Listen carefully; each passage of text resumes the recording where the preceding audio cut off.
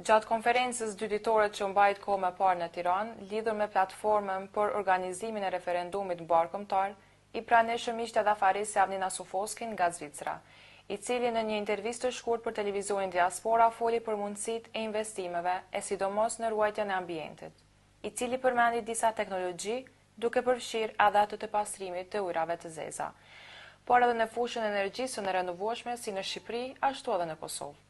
Ai ndër të tjera tha se Kosova ka mundësi objektive të pranojë investitorë nga Zvicra dhe Gjermania. E falenderojmë edhe mërgjimtarin nga Gjeneva, zotrin Muharrem Ahmeti, i cili e bëri të mundshme për kthimin e kësaj interviste të shkurt. Tani në vazhdim ju ftoj ta ndesh intervistën.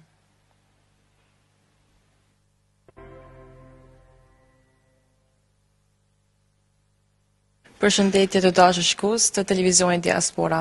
Jemi këtu në konferencën dyditore që bëhet në Tiranë për platforma për referendumin kombëtar. Këtu afër meje kam zotrin Avnina Sufoski. Përshëndetje. Merci beaucoup de m'inviter. Je remercie à tous les organisateurs et surtout à Safet Sadiku pour cette invitation. Ju faleminderit të gjithëve për ftesën e juaj. E mbi të gjitha e falenderoj zotri Safet Sadikun, organizator.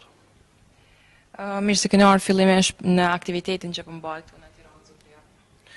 Alors, mon activité ici, je suis venu dans la région pour le but, j'ai des fonds d'investissement. Aktiviteti im është pëson këtu jam për të bërë një investim këtu. Mirë shumë.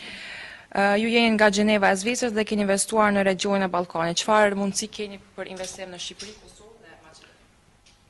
Vous êtes de Genève, vous êtes venu ici au Balkan pour faire quoi comme investissement?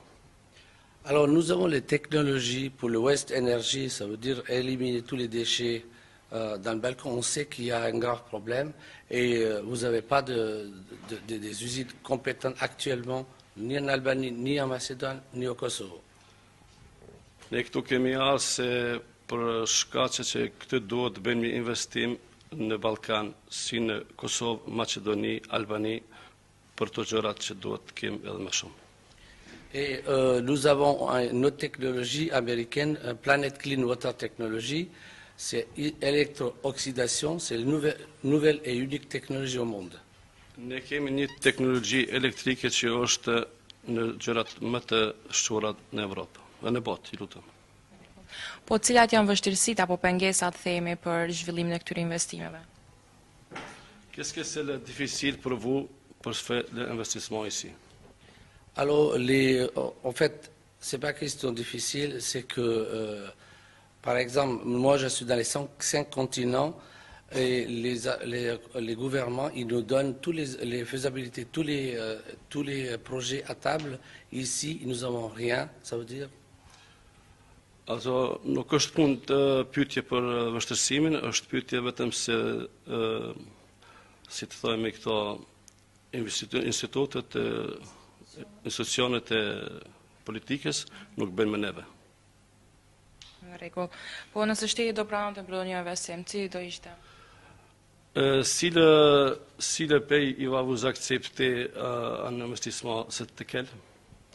Alors, on va aller par l'ordre. Dans l'Union européenne, par exemple, je prends Kosovo en général, ils ont 120 millions, environ 120 millions de l'Union européenne pour assainissement, pour l'eau, ça veut dire pour assainissement, vous connaissez ce que c'est? Ky thot se ceku direkt Kosovën, si sa do të thotë për ujin që mund të punoj me ujë diçka. Në rregull. Atëherë nëse keni më shtu diçka për fond, unë ju falenderoj shumë për përgjigjet e juaja. Est-ce que vous avez pour la fin encore quelque chose à ajouter? Alors, dernière chose que je peux ajouter, pour pas faire long, malheureusement, tout ce qui est administratif, il doit changer. Për fund, për mos më zgjatë më shumë, l'administrator do të ndrohet komplet. Në rregull. Atëherë faleminderit shumë anjëherë zotri Avni. Merci beaucoup à vous. Ju falenderoj ju. Faleminderit edhe juve.